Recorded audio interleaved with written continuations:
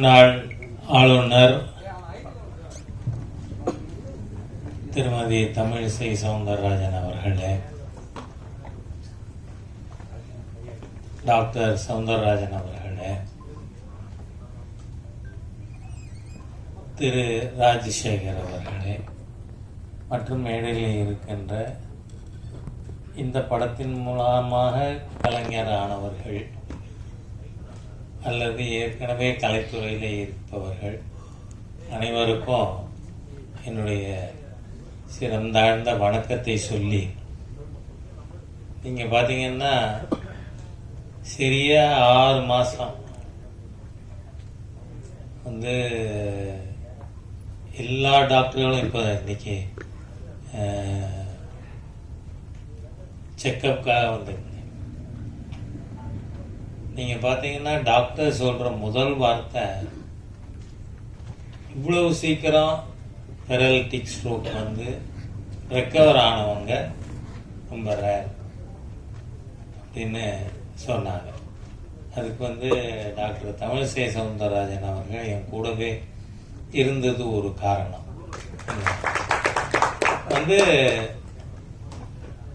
நாம் எதுவுமே இயல்பாகவே செய்யணும் அப்படின்னு நினச்சா நம்மளை படுக்க போடுறது இயல்பா ஒரு நடந்த நிகழ்ச்சி மாதிரி இன்றைய தினம் 6 மாதத்துக்குள்ள உங்களுக்கு நடுவில் பேசக்கூடிய அளவிற்கு ஆண்டவன் எனக்கு உதவி இருக்கான். அதை நம்ம மறுக்கவே முடியாது. இந்த படத்தை பொறுத்தவரை டாக்டர் ராஜசேகர் அவர்கள் ஒரு விஷயத்தை சொல்ல விட்டுட்டார். மேக்கப்பே கிடையாது. இந்த படம் எடுத்ததுல மேக்கப்பே கிடையாது. சாதாரண காஸ்டியூம்ல படம் அவங்க சொன்னதை செஞ்சு கொடுத்துட்டு நாம வீட்டுக்கு வந்துட்டோம்.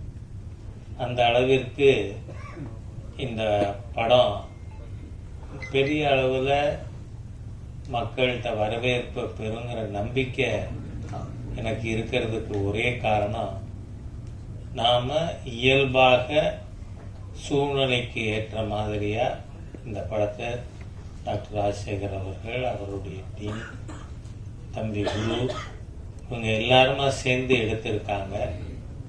நீங்கள் பார்த்தீங்கன்னு சொன்னால் ஒரு லாப நோக்கில் நீங்கள் லாபங்கிறது எப்போவுமே தி கேபிட்டல் தாஸ் கேபிட்டல் அதை படித்தீங்கன்னா தெரியும். சர்ப்ளஸ் வேல்யூ தியரி அப்படின்னு. அந்த சர்ப்ளஸ் வேல்யூ இல்லைன்னு சொன்னால் அடுத்த இன்வெஸ்ட்மெண்ட்டுக்கு எங்கேருந்து பணம் வரும்? அதனால் கம்யூனிஸ்டுகளோட தியரியே கம்யூனிஸ்டுகள் தான் உடைச்சாங்க. அது இட்ஸ் இம்ப்ராக்டிகபிள் அப்படின்னு சொல்லி அந்த சர்ப்ளஸ் வேல்யூ அது வர முடியாது அப்படின்னு கம்யூனிஸ்ட் நிரூபிக்குது. அந்த மாதிரியா நம்ம நாட்டில் பல்வேறு சம்பவங்கள் நமக்கு ஒரு பாடமாக அமைஞ்சிருக்கு. அதில் இந்த கதை வந்தது கொரோனா சமயத்தில். அந்த சமயத்தில் மக்களுக்கு அந்த ஒர்க்கோட வேல்யூ என்ன அப்படின்னு புரிய வைக்கணும். நீங்கள் பார்த்தீங்கன்னா இந்த படத்தில் ஒரு காட்சி வரும். இதில் பணியாட்களுக்கு 50,000 ரூபாய், நர்ஸுகளுக்கு 40,000, டாக்டர் அம்மா போச்சக்கூடாது, டாக்டர்களுக்கு 20,000 போனஸ் கொடுங்க அப்படின்னு. இதில் காரணம் என்ன? 24 மணி நேரமும் உழைச்ச ஒரு கம்யூனிட்டி உண்டுன்னு சொன்னால் அது அந்த சுத்திகரிப்பாளர்கள். அவங்க அன்னைக்கு ஒரு நாள் ஸ்ட்ரைக் இருந்திருந்தா கூட நாம நாரி போயிருப்போம். அந்த மாதிரியாக இந்த மருத்துவத்துறையின் மூலமா மக்களுக்கு எப்படி போய் அடைய முடியும் என்பதையும், அதுல ஊழல் செய்யறவனை ஆட்சியே போனாலும் ஊழல் செய்யறவனுக்கு எதிராக நடவடிக்கை எடுக்கணும் அப்படிங்கிற தீம் மக்கள்கிட்ட சென்றடைவதற்காக எடுக்கப்பட்ட படம். நிச்சயமா எனக்கு நல்ல நம்பிக்கை இருக்கு. வர்ற வெற்றி விழா நடக்கும் பொழுது நான் ஓடி போய் மைக்கில் நின்று பேசுகின்ற அளவிற்கு நிச்சயமா இருக்கும் என்கின்ற என்னோட நம்பிக்கையை தெரிவித்து இந்த படம் வெற்றி பெறணும். அதை மக்கள் அனைவரும் ஏன்னா இன்னைக்கு 3வதுன்னா சூப்பர் ஸ்டார் ரஜினிகாந்த் அவர்கள் என்னை பார்க்க வந்தார். அப்போ வாங்க எப்படி இருக்கீங்க அப்படின்னு கேட்டேனா, என்னங்க நீங்க எப்படி இருக்கீங்கன்னு பாக்குறதுக்கு நான் வந்திருக்கேன், என்ன எப்படி இருக்கீங்கன்னு நீங்க கேக்குறீங்களேன்னு.